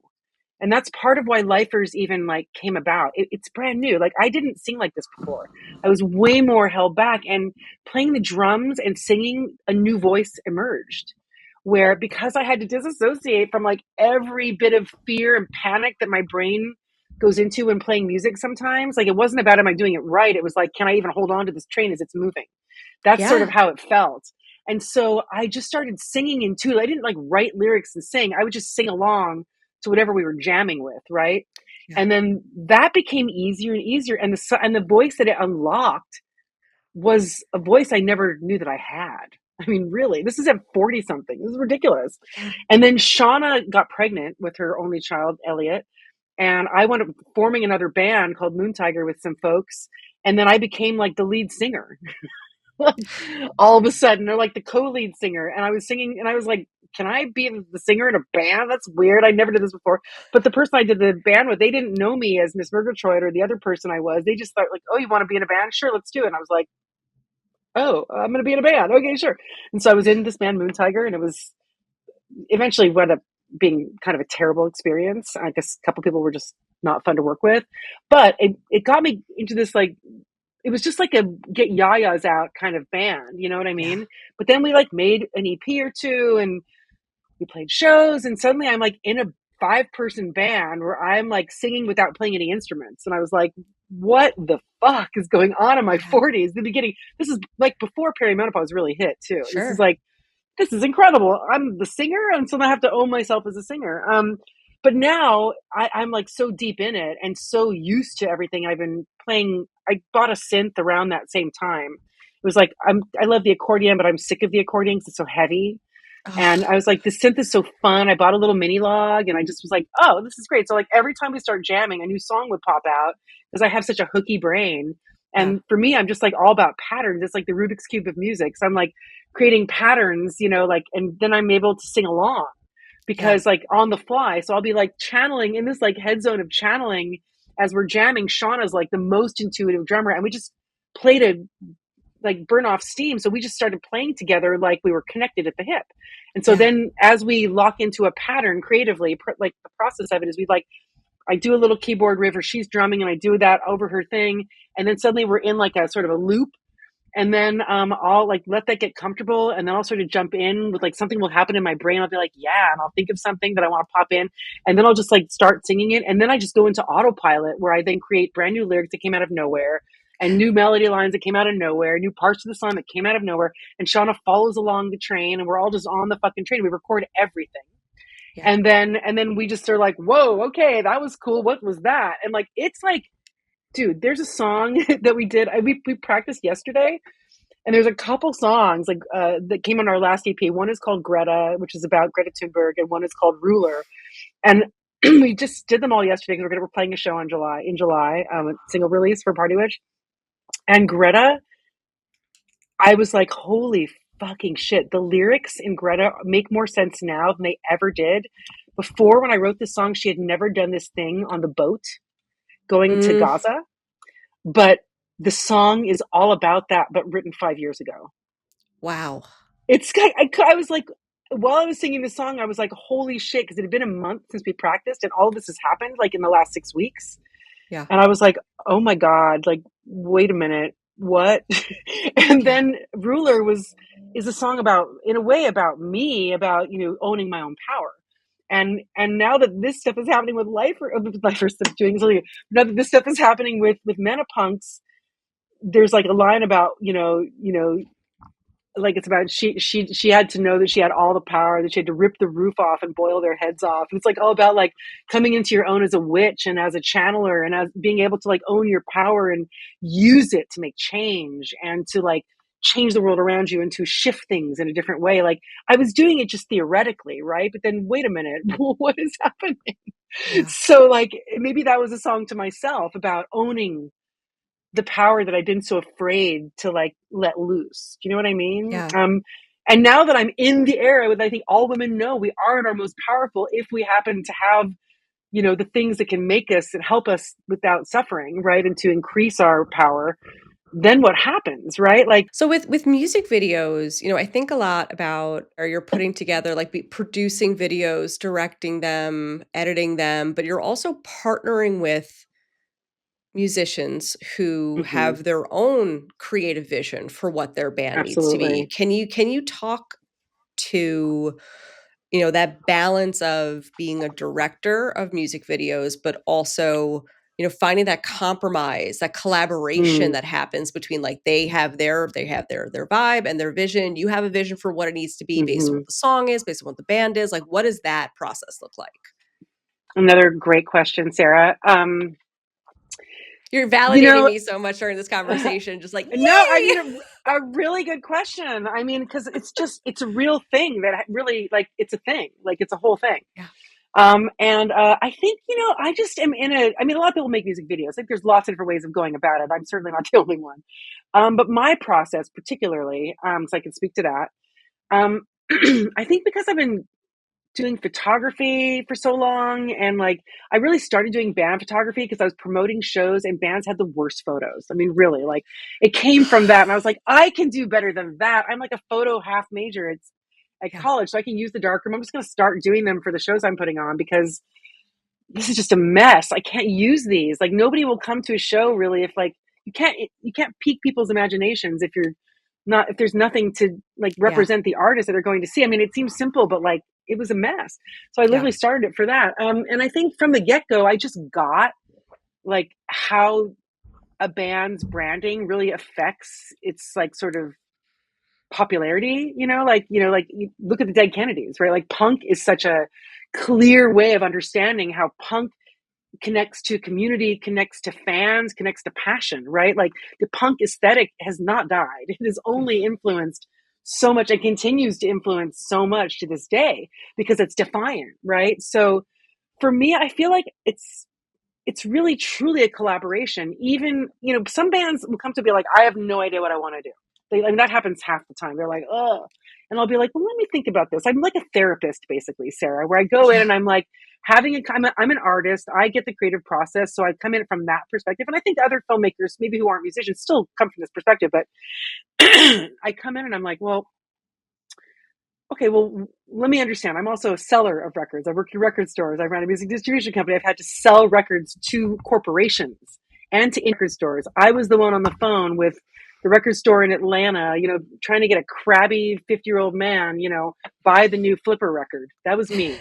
Like I was doing that. Like that was me. I was having those conversations, trying to get them to buy these things from Subterranean Records or Nail Distribution or whatever. We were the first people that distributed Death Cab for Cutie. I was the first person selling that in any big way. So I had to sell those records, right? And so a lot of that art for me surrounds helping people do a better job of putting their own vision out there. So in some ways, it's really intuitive. In some ways, it's really, again, empathy, working with them, listening to their music, kind of helping them divine what it is they're trying to say and put into the world, right? So, like Bob Mould, for example, this is my favorite videos is The Descent by Bob Mould, right? Like my first video that I ever did for him, I met Bob when he came through Doug before he even started his whole solo thing in the last 15 years. He was coming through Doug for DJing, like queer dance night. It was so fun. We became pals. He started following me on Facebook. We follow each other on social media. And then his book came out. He sent me this. Can I send you the book? Absolutely. And then he saw on Facebook, Bob Mould, that I'm making music videos. So I made a couple. And he's like, well, do you want to maybe make one for me? I'll send you, I'm looking for treatments. And I'm like, oh God, okay. And so he was on Merge and Merge is like, Bob wants you to write a treatment. I'm like, oh, well, what does Bob want for a music video? This is like what happened, Sarah. And they're like, well, he doesn't really know, but here's the song. And basically he said it was inspired by wanting to leave the world and like isolate himself in a cabin in the middle of nowhere to get away from everything. And I was like, okay, I can work with that. I took that initial concept from him, which was his intention, basically, which is kind of where I start with everything. What's your intention? Who do you want to be? I'm like, I mean, I guess I'm sort of like a musical art therapist on top of Yeah. everything else. I don't just make music videos. I'm trying to like figure out like how to intentionally intuit the intention um, into the physical from the mental and ethereal, right? Like that's my talent as a Capricorn in the Aquarius, right? Like I really am good at like fucking just pulling shit from the universe and making it real. And so people get really it's tough, like I see how much it helps to have really really good band photos and have a really good music video and how it can change everything for an artist. It can change everything. Yeah. Like if you as an artist have like a really strong vision, like Florence and the Machine, or a lot of people, the Beatles are the perfect example. If you have a Yeah. strong example and everything kind of goes with that vision, it becomes a movement. Like it can communicate to so many more people. So like my specialty is literally to work with any band and to figure out how to extrapolate the best from them and to kind of combine it with their vision for their artistic effort and to kind of find a middle ground, like an intersection between their intention, my ability as a visual artist, and like who they are as a human being, and kind of represent it in a way that like is true to them but also true to me.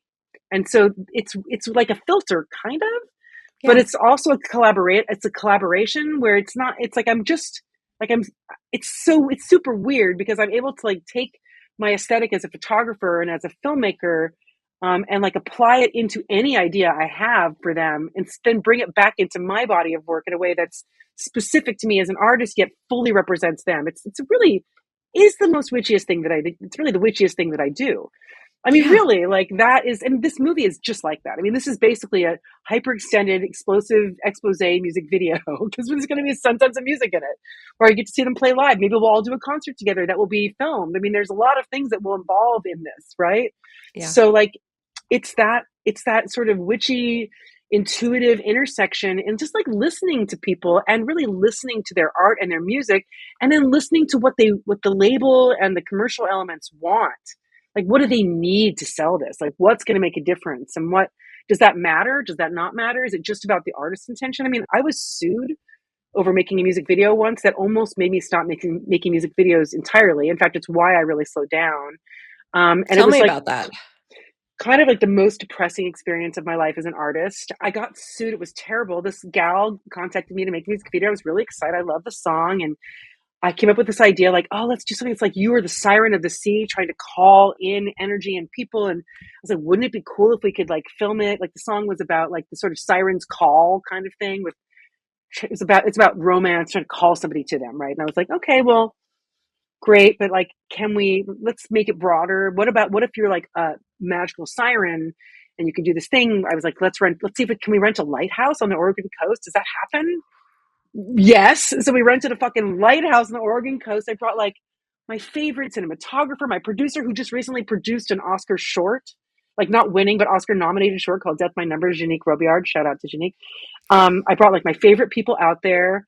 We did this amazing video. I put it all together. It's basically done and it's lovely. It's beautiful. Nobody's ever seen it because it's never been released. And I won't tell you the artist either because, she's not a bad person, but she was, she's not a bad person, but she was really, it was troublesome. So she Sure. then showed it to her label, and her label saw it and was like, what is this? This is not what I need to sell this record. He's like, I need a dance video. Like, I need this. I don't want this like witchy thing. He's like, I need something that's sexier and da da da. And I'm like, what? And I'm like, well, that is not the video that she wanted me to make. Because she asked me we talked about this. I wrote a treatment. Like, this is like gone through many levels. She paid me with her own money. Like, this is not money. Like, you paid me the difference, I guess, through her. I didn't even know about that. But like, what? And so I was like, he basically asked for a refund. He did. I was like, you can't have a refund. I was like, I made the music video. I basically delivered it minus like the end edit and color correction. You can't Yeah. have your money back. Like, it's like, well, that's not the video I want. It's not going to sell. It's not sexy enough. She's not sexy enough. Blah, blah, blah, blah. And I'm like, what is happening? I was like, no. So he sued me. That's why I kind of stopped making music videos to some degree. I still make them if it's a really safe situation. But I Yeah. was really gung ho before that, like really gung ho. So Yeah. that's what happened. It was How hell. did that experience change the way that you handle music videos and other work? I think I try to like really make sure that everybody's fully in and that I'm not kind of throwing ideas and then doing the thing without like, I mean, I'm not necessarily signing papers with everybody, but there's a much more explicit understanding and, about the collaboration and the end result. And I really just try to pick and choose my projects. People come to me a lot though. It's not just me picking them. And I'm also like, I'm like a hungry artist. I don't make a lot of money. I've had no commercial work for, I mean, since the election, really. None. Jeez. But I took a job, a part-time teaching filmmaking, like I told you about. So that thankfully has been really helpful as a base. And I've done occasional smaller gigs. So, I mean, it was really bad. It was terrible. It really crushed me. And both of those things were just hell. I mean, Yeah. they really, really hurt me as an artist in a lot of ways. That being said, I mean, without them, would I be doing this now? Probably not. Mm. So I mean, I think as an artist, you're gonna experience as an artist, you're gonna experience like the incredibly elating highs and the crushing lows. But it's even worse when somebody like stamps their foot on top of your head. Yeah. There's always going to be ups and downs, but nobody deserves to be disrespected. Yeah. And, maybe it's because I was a woman, because I'm a woman. Maybe it's whatever. Maybe it's because I'm outspoken and I don't take shit, because I certainly have RSD on some things, especially when I'm being creative. But as a business person, I never had RSD. I had Yeah. no shame.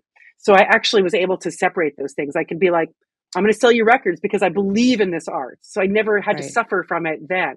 And as a business person or as a salesperson, I come from like a long line of salespeople, like 5 generations. So that never really affected my RSD, ironically. But when it's my own art, I feel the most vulnerable. So that's when, and music videos are that real intersection of my own art. So I try to see the positive and not focus on the negative, even though the negative is pretty dark. Yeah. But I'm lucky because I'm surrounded by so many brilliant, amazing geniuses who are blowing my mind. And I'm playing shows with Jen and Gilly and Corin's band, Filthy Friends. And like, we all love each other. And we've known each other since 1990 fucking one when they came to the Chameleon. I mean, like, what? So yeah, like the assholes are going to get you down, but like the good ones are going to lift you further up than you ever thought. And that is what Menopunks is really all about. Like, this would not be happening if Corin and Jody and Gilly and Kathy and Jen were not willing to be as candid on film as they are with me over, a cup of tea or a glass of wine or whatever, or at a concert or Yeah. just sitting down and shooting the shit. Like, they are giving me 1,000% themselves and who they are as their wonderful, brilliant, magnetic genius. I mean, they're just amazing. So Yeah. like, yes, I may have failed with, well, maybe it's not a failure, but like it's hard not to think of it as a failure when you're cut off like that, when you are literally stabbed in the heart with things that matter the most to you.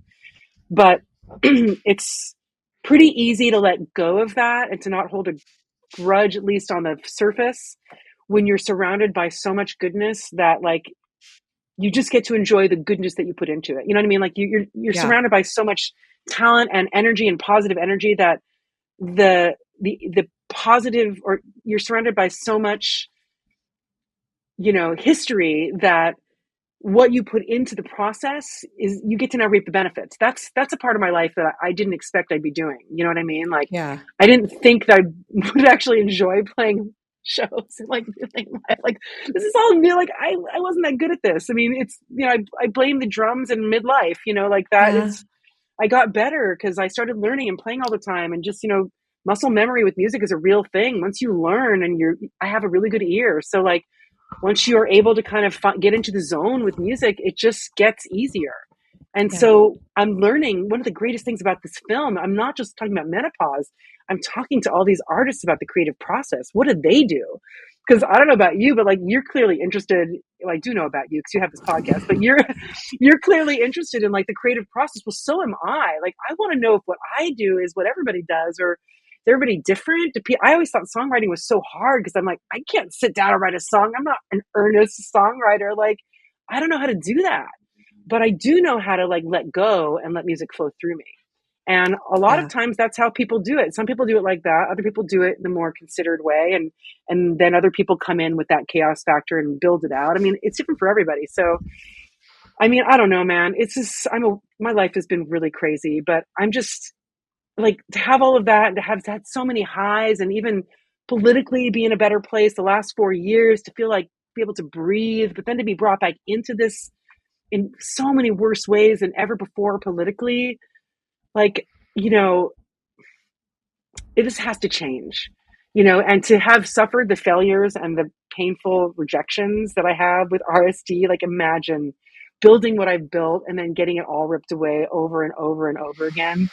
I tried to be a partnership and dug fur. That didn't happen. Like everything I built just kind of got all the dudes own it now. They all a bunch of Yeah. guys. Thinking about legacy, and especially since, you were such an integral part of crafting Doug Fir into what it was, Yeah. then molding Mississippi Studios into what it became. Without your name on those things, what do Mm. you think about your legacy? How important is it to have your name attached to something? Or is it more like, the Yentaism really leans into it where it's like, I've curated something for people to enjoy. Maybe it doesn't have to be a reflection of me. Well, I mean, two things. One, I think that those who were there know. And so the goodwill that I built within the community, and I mean, not just the Portland community, like the international music community is real. And guess what that's going to pay off for? Menopunks. Mm-hmm. I mean, so it does suck, but you could Google it and it's all there. And it's even in our deck. Like I was on the cover of Willamette Week in 2005 or 2006 or whatever. And, here it is. Wait, this is like, accidentally smashed this. So it looks really bad, but like, Hell yeah. this will exist forever, right? Like Yeah. it's the history doesn't change. Like what I did, how I was involved, what I was able to accomplish is still there. We're still enjoying the fruits of that in Portland, right? Like, but also whatever. Like I don't need to hold on to that. Like I'm who I am now. Reinvention is at the core of everything in my artistic life, right? Like it's not just about holding on to what I was. Like I don't care. Like that was great. And if it can help me with this, fabulous. But it's not who I am now, right? I am who I am now because I've been able to like successfully reinvent 1,000 times. That is who I am, right? So it is, if I really sit and talk about it, it breaks my heart because I don't think anybody should have to suffer it. Nobody, especially Yeah. not me. Like with Yeah. the energy I put into things, I shouldn't have been treated that way. It's absolutely criminal. It truly is. But so is, 23 years of women being denied life saving hormone therapy. So, I think maybe being hurt on that level helped build my empathy for more than just me. Because, I have been abused in my professional life, in my creative life, in my personal life and politically we're all being abused, but we're all part of the same community, right? And I mean that's hard to talk about, but like, I have faith, Sarah. I really believe that we just haven't seen the whole picture yet. And Yeah. granted, I like, I mean, I'm proud of my body of work. It's insane. I mean, really, if you dig deep, there's a lot to dig into. It's kind of crazy. And I don't really care. Like, I mean, it's great. I'm happy that I did it, and I'm happy if it makes somebody happy, but I don't really care. Like, I haven't really done the most important work of my life yet. That's how it feels at every moment. Right. And so, like, cool, that all sucked, but that helped build me into the person I am now that's able to take these risks and able to feel confident enough to launch this particular project into the world, which maybe proves my sort of mantra that I say to myself all the time that, like, nobody is going to create opportunity for you but yourself. And like Yeah. that is like a big part of my motivation as a creative human. Like I want to get the opportunity to do the lab here or to do the creative residency here, the thing that I saw my friends doing, and the person who gets hired by Nike, which I've never gotten to do, or Adidas, or do the sportswear thing, or the thing. I'm like I didn't get to do the Wild Fang commercial with Kim Gordon. Like I wish I could have done. Like there's so many things that I didn't have the connection to, or I didn't have the opportunity, or I didn't have the right timing, or like whatever. Like that's life. You can't be jealous about that, right? Like it's just the Yeah. way it is. But like, you know, all the shit that I dealt with and all the beautiful moments that I dealt with have brought me into a point where like, I am officially creating opportunity for myself and others. It's happening. And now this is exciting because this is on a level I didn't think that was possible. I did not, this is not, by September, I wonder what we'll be at because I Yeah. hope to be filming by September. Like I've got interviews planned. I need money, right? Like this is the next Yeah. thing is getting funding for this. Hopefully Yeah. that's going to shift quickly. I hope because that happened with the benefits of husbandry in my last web series as well. Like we had my friend who was a husband and became one of my husbands who wound up, giving us over $100,000 to make that. It was incredible. So I've been the shepherd of money. You know what I mean? Like this will have that too. This is a rare, I think, zone, a vein where money will be there. But we Yeah. just have to get everything. It's all going to happen. It's already Yeah. happening. So I don't know. I'm so proud of everything I've ever made, but I also feel like I'm just getting started, I guess. And I'm like heartbroken that I had to endure that because I look back and I'm like, I was, look at this little sweetie I'm ripping the pages of. You know what I mean? Like, look at her. Look at my low slung jeans and like the flip phone. Where is it? There's a flip Love phone. it. Like that's like who is she? Like she was so cool. She had no perimenopause, by the way. She was doing She really, still it's like, is. but as a 50 something, that's a whole different reality, right? Like, but honestly, like, I'm living my best life. I'm getting married in August. I have an incredible, sweet little family. I have two great cats. I have so many great friends. I have an incredible creative life that is so just filled with beauty and love and collaboration and respect and companionship and hilarity and just like, I have given myself all the best opportunities. And honestly, all the best art that I make is taken from the things closest to me. And I always used to think that in order to make the big projects, you had to think about something that wasn't about you, that the biggest thing, this thing or that thing, or, create an expose about that, or that, it's like the biggest things that made the most money. That was always about somebody had this idea about doing this thing. And I remember hearing, this is weird, but like I did a photo shoot for some magazine, Under the Radar. I think it was, or Magnet, it might have been Magnet. I did a photo shoot for Under the Magnet. I did a Just merge them photo together. shoot where with my, at the time, 120 like film Hasselblad camera, I went and photographed Steve Malcolm was talking to Gus Van Sant. In like, Gus's high rise downtown, or I think it was his high rise. And I kind of met Gus a few times, but I got to basically be like the fly on the wall, listening to them. And I didn't really get to ask any questions, but I got to hear Steve asking Gus questions and Gus asking Steve questions. And one of the things that Gus said that really stuck with me, and this was probably when I was still at Doug First, probably like 2007 or something, way before I started really making film. And he was like, and Gus, it's Gus Van Sant. And he's like, Stephen asked, like, well, how, like, how do you come up with these ideas? How do you make these films? Like, they just seemed like so kind of here. They're like, what? This is crazy. And he's like, well, like I just open my eyes and look around me. The stories are all right there.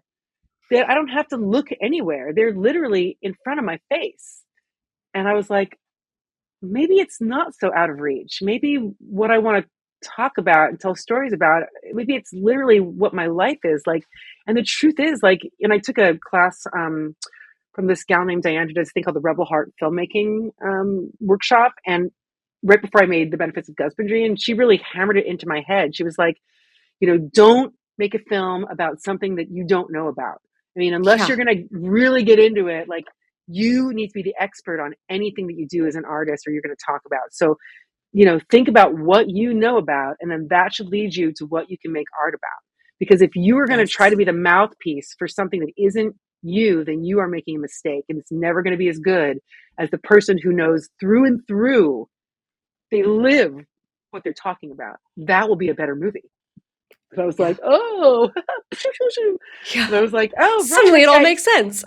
And then this comes back to our other thing where I'm like, well, maybe what I'm doing is interesting to other people. You're doing things for yourself, but you're also being hired professionally to Yeah. create. What aspect of that do you wish more people understood? The balance Oh man. of commercialism and art. So another great question. Ask everybody that question. I would say I probably get the most bummed because I feel like people don't think of me for commercial work as much as I would like to be thought of. I think people think I'm so creative, and I hear this is like the thing that maddens me the most. I talk to dudes, mostly dudes, who get all the high paying work in town. This is like how it goes. They get it all. And I'm like not in with agencies really. Like I'm nobody's favored anything for anyone except for one agency, which I love, Fish. They're amazing. They've given me all the great work I've had has come from them. They're almost all women run, right? They're Yeah. incredible. But every other agency, it's like they think I'm either too creative or to something. And I just want them to know that like what I bring to everything else is what I bring to my creative, and what I bring to everything else creatively is what I bring to my commercial work. And I figure out the intersection of art and commerce and authentic emotion in a way that I think is really exciting. And I wish I had more opportunities to do that for people, because if you can bring rock and roll and emotion and art and all these things into one thing and still sell a burger, but I feel like I'm like the last person that gets contacted for that, even though I need it the most, because Mm, I'm so strong creatively. And like the conversation I have with those people who are creating for commercially, I swear to God, Sarah, I've heard this so many times. It makes me so angry that I lose my mind every time and I go off a little bit on everybody, and I feel bad, and apologies to all of them because but I've heard this so many times. They're like, oh my God, I loved your video for XYZ. Oh, you're so creative. I wish I could be that creative. Oh, I'm just so sick of all this commercial work. I never get to be creative and blah, blah, blah. And you're so lucky. I'm so envious. I mean, this is like what they say every time. I wish that somebody would consider calling me to do the commercial and bring my brain into it so I could do good work and make a living. Like yeah. I am like right now, I hope this movie hits so that I have sustainable living, because in this political climate, like I am not hearing from anybody. I mean, a little bit, I'm doing a little bit of work for Energy Trust and some other things, but like, it's not like it even was a year ago. It's terrifying. So, I mean, Yeah. I would hope that, commercial creative agencies or whomever, that they start really, instead of being afraid of telling the truth and tapping into what's really going on for people and like bending into the bullshit that these assholes are trying to pull us into, I would hope they really start looking to the truth tellers, the people that are out there really doing the work to get deep into what's going to help everybody, and like think about how that could apply to commercial, because I'm into it. If you want to help me like make something rock and roll and not shitty and douchey, I'm here for that. Do you know what I mean? Like how, and Yeah. also like Gen X doesn't like to be sold to. So how about that? Bring me in to help figure out how to sell something to Gen X that they don't want to buy without actually having them being sold to, right? Like how to Right. create a culture around something that makes it matter, which is what Gen X expects and deserves. How have your interpretations of success and failure shifted throughout your career? Success to me looks like community. Success to me is being able to like call upon my peers, like with Menopunks, and have them not only say yes, but stand behind me holding the fucking banner. You Yeah. know what I mean? Like success is having like 30 years of respect from people who know me or who even don't know me, who see me. Success is the long arm of justice. So, Yeah.